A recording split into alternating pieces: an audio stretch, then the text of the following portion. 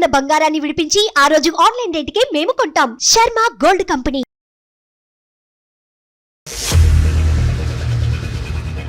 ఇంచుమించు మాకు 4 కెమెరాస్ ఆ కార్ని కవర్ చేస్తాయి మేడం. వాటి 4 కెమెరాస్ మీద బ్లాక్ క్లాత్ కప్పు ఉన్నాయి సార్.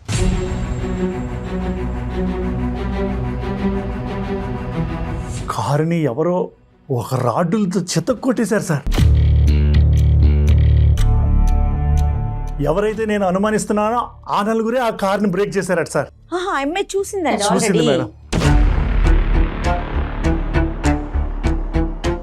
నేననే కాదు, ఇక్కడ ఉన్న నా కొలీగ్స్ అందరూ కూడా ప్రసాద్ గారిని చూసి చాలా ఇంప్రెస్ అవుతారు. అలా నేను ఇంప్రెస్ అయిపోయి తనకి నేను ఒక రోజు ప్రపోజ్ చేశానండి. తను రిజెక్ట్ చేశాడు. ఆ రోజు ఆ సిచ్యువేషన్ జరుగుతూ ఉంటే కళ్ళారా చూసి ఏం చేయాలని అర్థం కాక వాష్రూమ్ లోకి వెళ్ళి కాల్ చేసి ప్రసాద్ గారికి ఇన్ఫార్మ్ చేశాను. మరి అంత ఇష్టపడిన వ్యక్తి సమస్యలో ఉన్నప్పుడు కనీసం ఆ సమస్యలో నుంచి చిన్న హెల్ప్ చేయాలని నీకు అనిపించట్లేదా?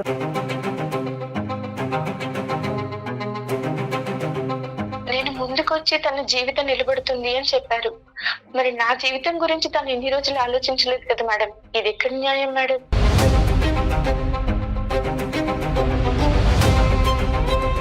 మిమ్మల్ని ప్రేమించానని చెప్పినందుకు నువ్వు సాక్ష్యం చెప్పండి, అది ఎంతవరకు కరెక్ట్ ప్రసాద్ గారు?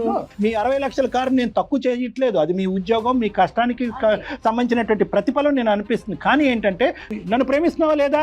ఎస్, నువ్వు నన్ను ప్రేమిస్తున్నావు కాబట్టి ఈ రోజు నువ్వు బయటకు వచ్చి నా తరపున మాట్లాడు అంటే కనుక that is called as a business.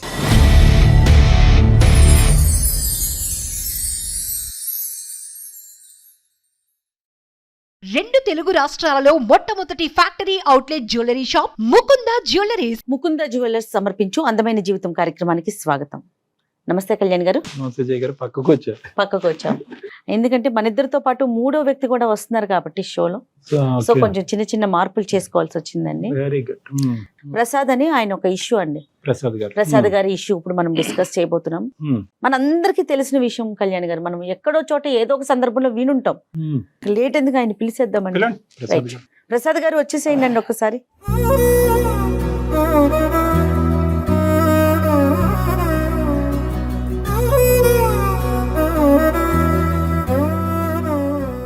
ఒక్కసారి మీ సమస్య ఏంటో ఒకసారి చెప్పండి. నా పేరు ప్రసాద్ మేడం. వైజాగ్లో ఉండేవాడిని. హైదరాబాద్కి వచ్చి సెటిల్ అవుదామనే ఆలోచనతో 1 ఇయర్ బ్యాక్ ఇక్కడికి వచ్చాను. అందరిలాగే నేను కూడా అన్ని రకాల ప్రయత్నాలు చేశాను జాబ్ కోసం. రీసేల్ కార్ కంపెనీలో జాబ్ వచ్చింది మేడం. సంతోషం. శాలరీ 10,000. అది రీసేల్ అని పేరుకే కానీ మేడం, కార్ షోరూమ్ మాత్రం ఒక న్యూ కార్ షోరూమ్ అంత అందంగా తీర్చిదిద్ది ఉన్న ఆ అట్మాస్ఫియర్ అది నాకు నచ్చి జాయిన్ అయ్యాను మేడం. ఇంకోటి ఏంటంటే ఆ మేనేజ్మెంట్ వాళ్ళు నాకు ఎవ్రీ కారు నేను నా చేతుల ద్వారా అమ్మి పెడితే ఒక కార్ మీద 5,000 రూపీస్ కమిషన్ కూడా నాకు ఇస్తానని మాట ఇచ్చారు మేడం. ఫస్ట్ మంతే నేను 3 కార్స్ సేల్ చేశాను సార్. సంతోషం. అంటే 3 5s 15,000 ప్లస్ నా శాలరీ 25,000 వచ్చింది సార్. ఇవన్నీ ఏంటంటే ప్రీమియం లగ్జరీ కార్సా? బాగా లగ్జరీ ఉన్నవి తక్కువ ఉంటాయి, ఎక్కువగా మిడిల్ క్లాస్ వాళ్ళవి ఉన్నాయి. 1 by 1 నేను ఎక్కువగా సేల్ చేయడం, నా కమిషన్ పెరగడం కూడా జరుగుతుంది. సంతోషం. ఆ వచ్చిన డబ్బులతో నేను చక్కగా నా కొలీగ్స్ ఒక 50 మెంబర్స్ వరకు ఉంటారండి ఆ షోరూంలో. మొత్తం బాయ్ నుంచి మొత్తం అందరు కూడా వాళ్ళకి స్వీట్స్ అవి పంచడం అవి చేయడం జరిగింది సార్. కానీ కొంతమంది వ్యక్తులు మాత్రం వాళ్ళు మనస్ఫూర్తిగా తీసుకుంటున్నట్టు నాకు అనిపించట్లేదు సార్. ఉంటారులేండి, ఆ జాతి ఉంటూనే ఉంటుంది. అయితే అయినా సరే నేను నా దృష్టి మాత్రం నా కెరియర్ మీద పెట్టాను సార్. గుడ్. ఎవ్రీడే నేను ఎవరో ఒకరిని పరిచయం చేసుకోవాలి, కార్ అమ్మాలి, అదే నా యాటిట్యూడ్. ఇంకా నాకు వేరే వర్క్ లేదు. సో నేను డే బై డే చేస్తే ఆఫ్టర్ 6 months నేను 1 fine day నేను చూసుకుంటే ఆ మంత్లో 10 కార్స్ సేల్ చేశాను సార్.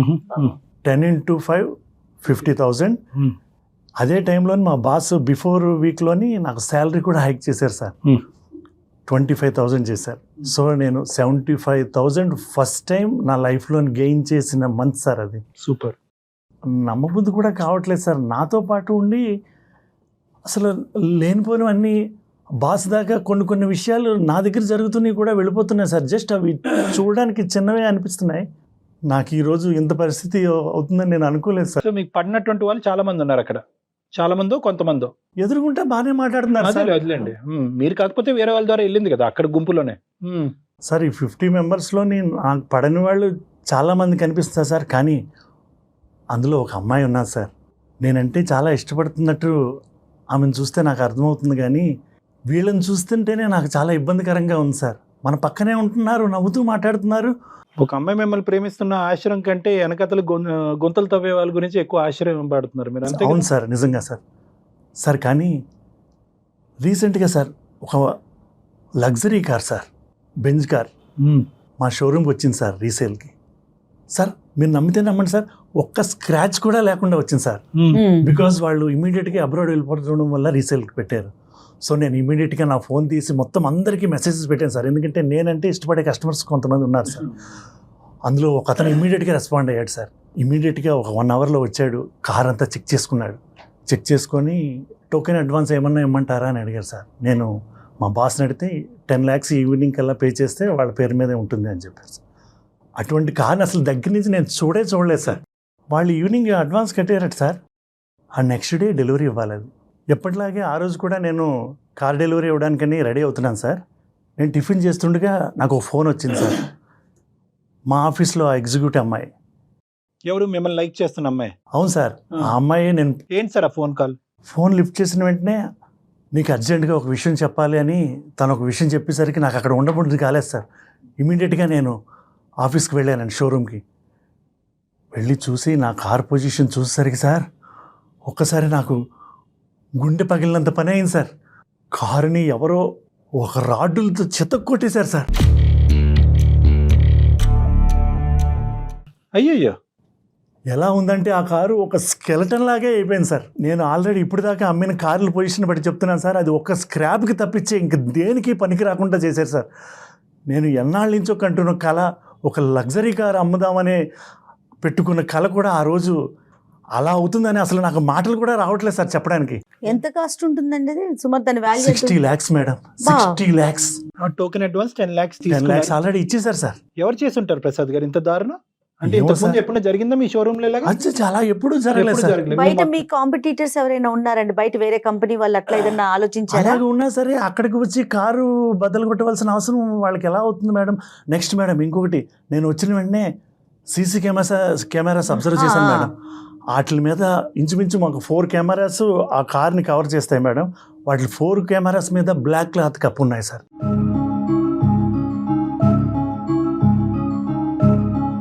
ప్రసాద్ గారు, ఇప్పుడు కెమెరాస్ మీద క్లాత్ వేసిందన్నారు. ఎవరి మీద అనుమానం ఉందా? ఇప్పుడు కాంపిటీటర్స్ వచ్చే అవకాశం లేదంటున్నారు. అవును మేడం. ఎవరి మీద డౌట్ ఉంది? కానీ మాతో పాటు పనిచేస్తున్న చెప్పాను కదా మేడం, ఒక 4 కొలీగ్స్ మాత్రం వాళ్ళ మీద మాత్రం నాకు చాలా ఇదిగా ఉంది మేడం. అనుమానం ఏంటి మేడం, కాన్ఫిడెంటే. ఇప్పుడు ఈ కార్ని చేయటం వల్ల వాళ్ళకి వచ్చే లాభం ఏంటంటే, కార్ అయితే డెలివరీ వెళ్తే అడ్వాన్స్ 10 lakhs వెనక్కి ఇస్తారు. దీనివల్ల మీకు అంటే మీకు వచ్చేది 5,000 ఇన్సెంటివ్ మీకు రాకూడదనేనా వీళ్ళు చేశారు? లేదంటే మేనేజర్ దగ్గర మీరు మార్కులు కొట్టకూడదు సార్? ఇప్పుడు ఆ కారు బద్దలు కొట్టినట్టు ఎవరు కొట్టారో తెలియతే ప్రూఫ్ లేకపోతే మొత్తం దాని మీద ఉన్నదంతా నా మీద పడి నాకు అక్కడి నుంచి జాబ్ పోవడం కానీ ఏముంది సార్ ఈ రోజుల్లో?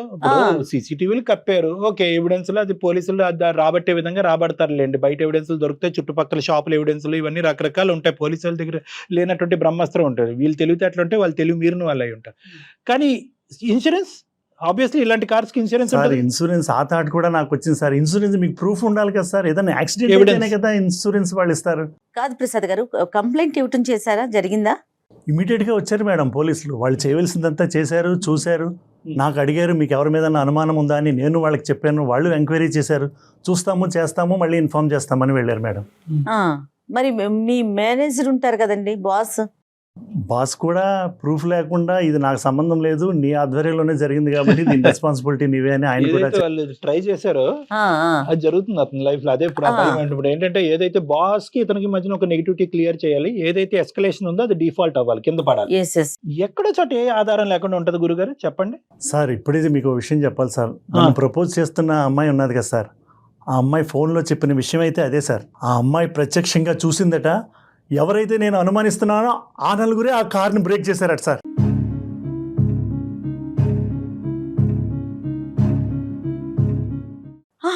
చూసింది మేడం, చూసి కానీ ఒక విషయం చెప్పింది సార్. ఇది మాత్రం నేను బయటకి చెప్పను, విట్నెస్ చెప్పను, అలా చెప్పినట్టయితే నేను సూసైడ్ చేసుకుంటానని చెప్పింది సార్.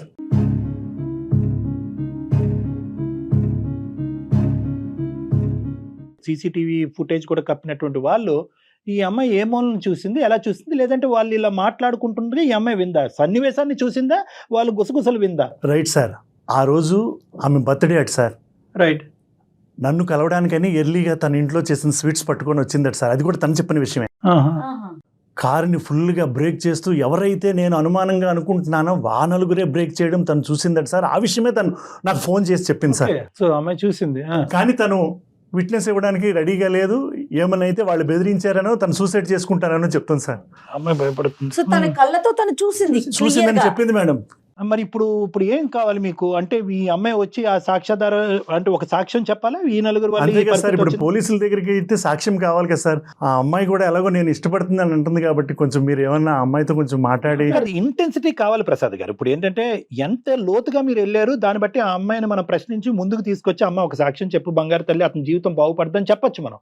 ఎంతవరకు వెళ్ళారు? మీ డెప్త్ ఎంత సార్? ఇప్పుడు దాకా అయితే అలా ఏం జరగలేదు సార్. లేదు. బట్ ఆ అమ్మాయి వైపు నుంచి మాత్రం 100% ఆ అమ్మాయి నన్ను ఇష్టపడుతుంది సార్. లేదంటే మీకు ఫోనే చేయదుగా. అదే సార్ నేను కావాలనుకుంటుంది ఆ అమ్మాయి.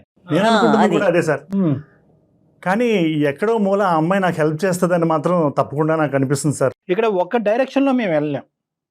ఒక డైరెక్షన్లో మేము వెళ్తే కనుక ఆ అమ్మాయి వర్జన్ కూడా మనం విందాం. మనం ఏంటంటే అమ్మ ఇది ప్రేమ, అమ్మ ఇది జీవితం, అమ్మ అతని జీవితాన్ని నువ్వే కాపాడాలంటే నా జీవితాన్ని ఎవడు కాపాడతాడండి బాబా అని అంటారు. సో ఇక్కడ ఏంటంటే నేను ఎందుకు ఇదంతా అమ్మాయితో ఫోన్ మాట్లాడే ముందు ఏంటంటే ఎన్ని జీవితాలు కాపాడి ఎన్ని కథలకి ఒక సుఖాంతమైనటువంటి కథను మేము ఇచ్చినా కూడా, ఒక ఎండింగ్ ఇచ్చినా కూడా మేము ఎప్పుడు కూడా బయలాటర్లుగా ఓన్లీ ఇక్కడికి వచ్చి కూర్చున్నటువంటి బాధితుడి పాయింట్ ఆఫ్ వ్యూలోనే మేము ఆలోచించాం. అటువైపు మాట్లాడేటటువంటి వ్యక్తిని కూడా ఆవిడ కూడా విక్టిమా, ఆవిడ కూడా బాధితురాలు అనేటటువంటి అంశంతోనే ముందుకెళ్ళటం వల్ల ఈరోజు ఈ అందమైన జీవితం అనే కార్యక్రమం అంత సక్సెస్ఫుల్ అయ్యింది. ఎంతో మందికి జీవితాలకి మేము ప్రాణాలు పోసిన వాళ్ళం అయ్యాం. సో కాబట్టి ఏంటంటే we will try our best. ఆ అమ్మాయి వర్జన్ మనం విందాం, దాన్ని బట్టి మీకు సొల్యూషన్ దొరుకుతుందో చూద్దాం. ప్రసాద్ గారు కాల్ చేస్తారు ఒకసారి. చేస్తాను మేడం. నేను కూడా మీకు అదే చెప్తున్నాను. ఎందుకంటే తన వెర్షన్ కూడా మీరు వింటే మీకు కూడా ఒక ఐడెంటిఫికేషన్ వస్తుంది మేడం.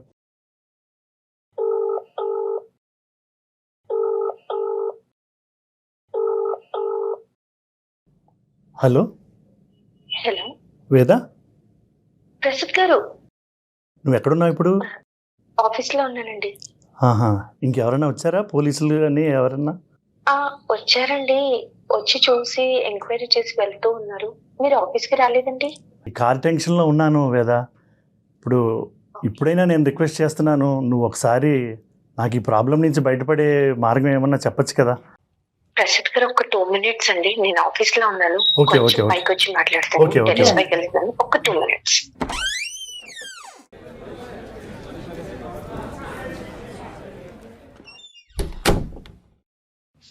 ప్రసాద్ గారు కొంచెం నేను చెప్పేది పూర్తిగా వినవా? చెప్పండి ప్రసాద్ గారు. నేను ఈ టెన్షన్ లోంచి పడే మార్గం నాకేమీ తోచక మన సుమన్ టీవీ వాళ్ళది అందమైన జీవితం అనే కార్యక్రమం జరుగుతుంది. నేను వాళ్ళకి వాట్సాప్ చేసి ప్రస్తుతం వాళ్ళని కలిసి వాళ్ళ దగ్గరే ఉన్నాను. ఏంటండి, నేనేదో మిమ్మల్ని లవ్ చేసి ఫీల్ అయ్యి నేను మీకు చెప్తే మీరు ఇలా అందరి ముందు వెళ్ళి నన్ను మాట్లాడమంటే అందరి ముందు కాదు లేదా, వీళ్ళు కౌన్సిలర్స్. ఇటువంటి ప్రాబ్లమ్స్ ఏమన్నా ఉన్నట్టయితే వాళ్ళు సొల్యూషన్ చెప్తారు. అలా కాదండి నేను చెప్పేది వినండి ప్రసాద్ గారు. రెస్పాన్స్ సారీ అమ్మా, నీ ప్రైవేట్ ఇష్యూ ఇక్కడ పబ్లిక్ అవుతుందో పంచాయతీ పెట్టామని దయచేసి అనుకోవద్దమ్మా. ఇదేంటంటే ఇప్పుడు అతను మాట్లాడచ్చమ్మా. నేను మాట్లాడచ్చా? నేను డాక్టర్ కళ్యాణ్ చక్రవర్తి, అందమైన జీవితం నుంచి. చెప్పండి. థ్యాంక్స్ అమ్మా, ఓపెన్ హార్ట్ గా అలా ఒప్పుకున్నందుకు థ్యాంక్ యూ. నిన్ను సర్ప్రైజ్ చేయడం అనేది తప్పే, కానీ ఏంటంటే ఇప్పుడు అతను భయంకరమైనటువంటి పరిస్థితిలో ఉన్నాడు. ఏంటంటే ఈ ఇన్సూరెన్స్ వస్తుందో లేనటువంటి ఆ కార్ని డ్యామేజ్ చేసినటువంటి వాళ్ళు. దానికంటే పెద్ద ట్విస్ట్ ఏంటంటే కనుక మీరు ఇష్టపూర్వకంగా వచ్చి అతను ప్రపోజ్ చేశారు, అతను ప్రేమిస్తున్నారు అనేటటువంటి అంశం కూడా చెప్పాడు. కానీ ఇక్కడ పెద్ద ట్విస్ట్ ఏంటంటే కనుక ఎవరైతే కనుక అతిగా చాలా భారీ ఎత్తున ప్రేమించేటటువంటి వ్యక్తికే ఆ దొంగలు ఎవరు అనేటటువంటిది కూడా తెలుసు, కానీ బయటకు వచ్చి చెప్పలేకపోతున్నారనే సందిగ్ధ పరిస్థితిలో అతను ఇక్కడికి వచ్చి కూర్చోటం వల్ల వెంటనే ఏంటంటే అతను ఎక్సైట్మెంట్ లో మీకు ఫోన్ చేయడం జరిగింది. మేము కూడా ఎక్కువ వివరాలు చెప్పకుండా, మీకు అభ్యంతరం లేదు, మీకు ఇబ్బంది లేదు అనుకుంటే మేము మాట్లాడతామమ్మా, లేదంటే తర్వాత అన్నా మాట్లాడతాం. లేదండి మాట్లాడతానండి. యాక్చువల్లీ నేను తనని మా ఆఫీస్ లో జాయిన్ అయిన తర్వాత తన వర్క్ సిన్సియారిటీ అవన్నీ చూసి, కస్టమర్ తో మాట్లాడే పద్ధతి చూసి చాలా ఇంప్రెస్ అయ్యానండి. నేననే కాదు, ఇక్కడ ఉన్న నా కొలీగ్స్ అందరూ కూడా ప్రసాద్ గారిని చూసి చాలా ఇంప్రెస్ అవుతారు. అలా నేను ఇంప్రెస్ అయిపోయి తనకి నేను ఒక రోజు ప్రపోజ్ చేశానండి. తను రిజెక్ట్ చేశాడు. ఈ టైంలో సడన్ గా నేను తన మీద ఉన్న లవ్ తోని తనకి ఆ రోజు ఆ సిచ్యువేషన్ జరుగుతూ ఉంటే కళ్ళారా చూసి ఏం చేయాలని అర్థం కాక వాష్రూమ్ లోకి వెళ్ళి కాల్ చేసి ప్రసాద్ గారికి ఇన్ఫార్మ్ చేశాను. నేను అప్పుడే చెప్పాను, ఈ విషయం నువ్వెవరికైనా చెప్తే నన్ను వాళ్ళు చంపేస్తా అన్నారు, నా ఫ్యామిలీని కూడా బ్రతికేమనివ్వరు, ఏం చేయాలని కూడా అర్థం కాదు ప్రసాద్ గారు, ఈ విషయం ఇంకెక్కడ కూడా చెప్పొద్దు అని కూడా నేను తనకి చెప్పానండి. డిస్కస్ చేయలేదండి వేద గారు ఆయన కూడా ఎక్కడ చేయలేదు, కానీ ఆయనకి ఎక్కడ ఏం చేయాలో పాలుపోక మా దాకా వచ్చారండి. ఇది మీరు అతను ఇష్టపడి అతనికి చెప్పడం అనేది ఎంతకాలం అయింది? 4 months అయింది సార్. 4 months అయింది. 4 months నుంచి అతని దగ్గర నుంచి ఏమైనా రెస్పాన్స్ వచ్చిందా మీకు? లేదు సార్, ఏ రోజు కూడా నన్ను పట్టించుకోలేదు. కనీసం నేను తన వైపు ఆలోచిస్తున్నానని కూడా తను నా గురించి ఆలోచించలేదు. ఏ ఒక్క రోజు కూడా తను నాకు ప్రపోజ్ చేసిందన్న ఫీల్ తో కూడా నన్ను చూడలేదు. మరి ఏమనిపిస్తుంది ఆ అంశం గురించి నాకు చెప్పండి. మీరు వచ్చి బయటకు సాక్ష్యాల గురించి చెప్తారు లేదనేది వేరే విషయం. మరి దానివల్ల మీకు ఎటువంటి ఫీలింగ్ వస్తుంది లోపల, మీరు ఏమనుకుంటున్నారు? అంటే సార్, ఇన్ని రోజుల్లో నేను తన గురించి చాలా వెయిట్ చేశాను సార్. ఎప్పుడన్నా కనీసం ఒక్కసారైనా వేదాను అంటే ఇష్టం, నాకు కూడా ఇష్టం అని కూడా ఏ రోజు చెప్పలేదు. కాకపోతే నేను మనస్ఫూర్తిగా ఈ క్షణం కూడా నాకు ప్రసాద్ గారు అంటే చాలా ఇష్టం అండి. Super. So you love him. ఎలా అంటే సార్, నేను చాలా సిన్సియర్ గా లవ్ చేస్తున్నాను.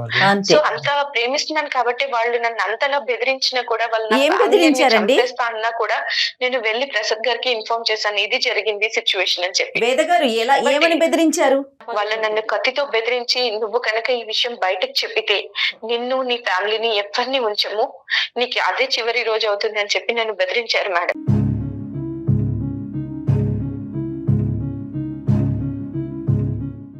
నువ్వు ఆ రోజు చూసింది నాకే ఎందుకు చెప్పాలనిపించింది చెప్పు నీకు? అంటే నేను మిమ్మల్ని ఇష్టపడ్డాను కాబట్టి మీకే చెప్పాలి. మరి అంత ఇష్టపడిన వ్యక్తి సమస్యలో ఉన్నప్పుడు కనీసం ఆ సమస్యలో నుంచి చిన్న హెల్ప్ చేయాలని నీకు అనిపించట్లేదు? ప్రసాద్ గారు, దట్ ఈస్ అబ్సల్యూట్లీ రాంగ్ అండి. ఇది కరెక్ట్ కాదండి. ఈ బార్గెనింగ్, ఈ బిజినెస్లు చేయొద్దు. మనం ఏంటి, ప్రేమించింది ఆ అమ్మాయి, ప్రేమించినందుకు మీరేం చేశారు? 4 నెలలు బట్టి మీరు నానబెట్టి ఉంచారు. ఓకే, మీరు ఎంత ప్రేమించుకున్నా కూడా, ఎంత ఒకరికొకరికి ఇచ్చుకున్నా కూడా, ఈ రోజు ఆ అమ్మాయి ప్రాణాన్ని పణంగా పెట్టుకుని ఇప్పుడు బయటకు వచ్చి సాక్ష్యాధారం చెప్తే కనుక అక్కడే కత్తి చూపెట్టిన వాళ్ళు రేపొద్దున బయట పడవరా, గన్నుతో కాల్చరా? మిమ్మల్ని ప్రేమించానని చెప్పినందుకు నువ్వు సాక్ష్యం చెప్పండి, అది ఎంతవరకు కరెక్ట్ ప్రసాద్ గారు? మీ 60 లక్షల కారు నేను తక్కువ చేయట్లేదు, అది మీ ఉద్యోగం, మీ కష్టానికి సంబంధించినటువంటి ప్రతిఫలం నేను అనిపిస్తుంది. కానీ ఏంటంటే, మీ 4 శత్రువుల్ని ఈ రోజు ఆ అమ్మాయి తన శత్రువుల కింద తయారు చేసుకోవటం అనేటటువంటిది ఎంతవరకు సబబు? కేవలం ప్రేమించింది అనేటటువంటి. ఈ రోజు మీరు ఇక్కడ కూర్చున్నారు ప్రసాద్ గారు, ఆ అమ్మాయి మీరు ప్రపోజ్ చేయనటువంటి అమ్మాయి అయితే కనుక మీరు ఈ రోజు ఇక్కడ కూర్చుని ఉండేవారా? 4 నెలలు బట్టి గాఢంగా ప్రేమిస్తున్న ఆ అమ్మాయి ప్రతి క్షణం మీ వైపు కళ్ళ పెట్టి చూపెడుతుంది. ఆ అమ్మాయి ఇండికేషన్స్ అన్ని కూడా మీరు కొట్టి పారేస్తున్నారు. ఆ అమ్మాయికి ఒక సమాధానం చెప్పలేకపోతున్నారు. మీరు ఆ అమ్మాయి ఇచ్చినటువంటి ఆ ప్రేమ, ఆ గుండె ధైర్యం వల్ల ఈ రోజు మీరు ఇక్కడ కూర్చున్నారు. మీ మీద నేను కఠినంగా మాట్లాడుతున్నాను అనకండి. నన్ను హెల్ప్ చేయి వేదా అని మీరు ఇలా అడగండి. That's not a problem. ఇప్పుడు నన్ను ప్రేమిస్తున్నావా లేదా? ఎస్, నువ్వు నన్ను ప్రేమిస్తున్నావు కాబట్టి ఈ రోజు నువ్వు బయటకు వచ్చి నా తరపున మాట్లాడు అంటే కనుక that is called as a business. ఇంకా ఇప్పుడు నువ్వు బయటకు వచ్చి చెప్పేవే అనుకో, పిచ్చి ప్రశ్న నేను అడుగుతుంది కానీ అడగడానికి తప్పదు. వచ్చి చెప్తే ఏమవుతుందమ్మా? ఏం జరుగుతుంది? నిజంగా వాళ్ళు అన్నంత పని చేస్తారా? నా ఫ్యామిలీని నన్ను చంపేస్తానని బెదిరించారు సార్ వాళ్ళు ఎంత ప్లాన్గా వచ్చారు చూసారా? రెక్కి నిర్వహించి ఎన్ని కెమెరాలు ఉందో చూసుకుని వాటి మీద నల్లగొడ్డలు కప్పాలి, ఎవరు చూడనటువంటి సమయంలో రావడం. ఓకే కళ్యాణ్ గారు, మన చుట్టూ ఒక యంత్రాంగం లేదంటారా? చెప్పండి. ఇప్పుడు వాళ్ళు ఇష్టం వచ్చినట్టు కెమెరాస్ మూసేసి కనిపించిన వాళ్ళని బెదిరించేసి మేము చంపేస్తామనేసి అంటే మనం పోలీసులు హెల్ప్ తీసుకోలేమా? మన దాకా వచ్చారు కాబట్టి. తర్వాత నా పరిస్థితి మేడం, నాకు జాబ్ ఉంటుందా మేడం? నా ఫ్యామిలీని అంతా నేను ఎలా లీడ్ చేసుకోవాలండి? ఎందుకు మేము ప్రత్యేకంగా దీన్ని సెలెక్ట్ చేసుకున్నాము అంటే కనుక ఈ పర్టికులర్ అంశం ఒకటి, ప్రసాద్ది కూడా చాలా సందిగ్ధమైనటువంటి పరిస్థితి, మీది కూడా చాలా భయంకరమైనటువంటి క్లిష్టమైనటువంటి పరిస్థితి. ఈ 2 అంశాలు ఇక్కడ ప్రధానంగా ముడిపడినాయి. ఎవరిది ఎక్కువ ఎవరిది తక్కువ అనేటటువంటి అంచనా వేయటం గురించి మేము లేదు. సానుకూలంగా ఇద్దరికి ఇబ్బంది లేకుండా ఒక కంక్లూజన్ తీసుకొద్దామని చెప్పి ఇప్పుడు ఇంత కష్టపడి ఇంత దూరం వచ్చి ఇక్కడ కూర్చుని తన బాధను విలపించుకున్నటువంటి ప్రసాద్కి మేము ఒట్టి చేత్తో పంపించేటటువంటి ఉద్దేశం కాదు. కానీ అట్ ద సేమ్ టైం నీకు ప్రాబ్లం లేకుండా నువ్వు ముందుకు వచ్చి ఏమైనా చేయగలవా అనేటటువంటి ఆలోచన, దాని గురించి ఒక్క నిమిషం మనం ఆలోచించుకుని మేము నీకు ఏదైనా ఒక పరిష్కారం చెప్తే కనుక అమ్మ ఈ విధంగా చెయ్యమ్మా, అప్పుడు నువ్వు స్మూత్గా ముందుకెళ్ళొచ్చు, అతనికి హ్యాపీగా అవుతాడు అని చెప్పడానికి మేము చెప్పే ముందు అసలు నువ్వు ఎంతవరకు ముందుకు రావడానికి రెడీగా ఉన్నావు అన్నది నువ్వు మాకు చెప్పాలమ్మా. కాదు వేద, మీరు కొంచెం ధైర్యం చేసి ముందుకు వచ్చి మీరు ఒక్క మాట చెప్పారంటే అతని జీవితం, అతని లైఫ్ నిలబడుతుందండి. ఒక్కసారి ఆలోచించండి మేడం. చెప్పండి. నేను ముందుకు వచ్చి తన జీవితం నిలబడుతుంది అని చెప్పారు. మరి నా జీవితం గురించి తను ఎన్ని రోజులు ఆలోచించలేదు కదా మేడం. ఇది ఎక్కడ న్యాయం మేడం?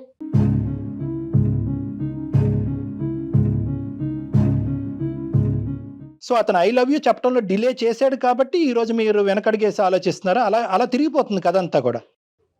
అంటే సార్, నేను ప్రాణంగా ప్రేమించాను అని ఇన్ని రోజుల నుంచి చెప్తే ఏ ఒక్క రోజు కూడా నన్ను పట్టించుకోలేదు సార్. నన్ను నువ్వు ప్రేమ గురించి మాట్లాడుతున్నావా, ఒక బాధితుడి స్థానంలో ఉండేటువంటి మనిషికి హెల్ప్ చేయటం చేయకపోవటం గురించి మాట్లాడుతున్నావు? ఈ రెండిట్లకి ఎందుకు ముడి పెడుతున్నారు మీరు?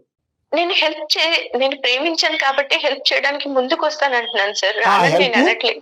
నా పరిస్థితి ఏంటి అని ఆలోచిస్తున్నాను సార్. ఆ హెల్ప్ చివరి వరకు వెళ్ళాలి. నిజంగా నువ్వు ప్రేమించుకోవటం గురించి హెల్ప్ చేయాలి. ఏమండి ఆ 4 పేర్లు అతను చెప్పానంటే అతను సావేదో అతను సావమన్నాడు అంటే కనుక నువ్వేం చిన్నపిల్లవు కాదు. నువ్వు అక్కడ ఉన్నటువంటి ఏకైక సాక్ష్యాధారం నువ్వైనప్పుడు నిజంగా నువ్వు అక్కడి వరకు వెళ్ళింది, చివరి వరకు వెళ్ళి ఆ 4 పేర్లు పోలీస్ స్టేషన్లో చెప్పాలి. పోలీసులని నాకు ప్రొటెక్షన్ ఇవ్వండి, అతనికి ఎంత అయితే రిస్క్ ఉందో నాకు అంతే రిస్క్ ఉందని చెప్పి వాళ్ళని శిక్షించేటటువంటి పరిస్థితి వరకు తీసుకెళ్ళాలి. మీరు ఇప్పుడు అలా మాట్లాడట్లేదు.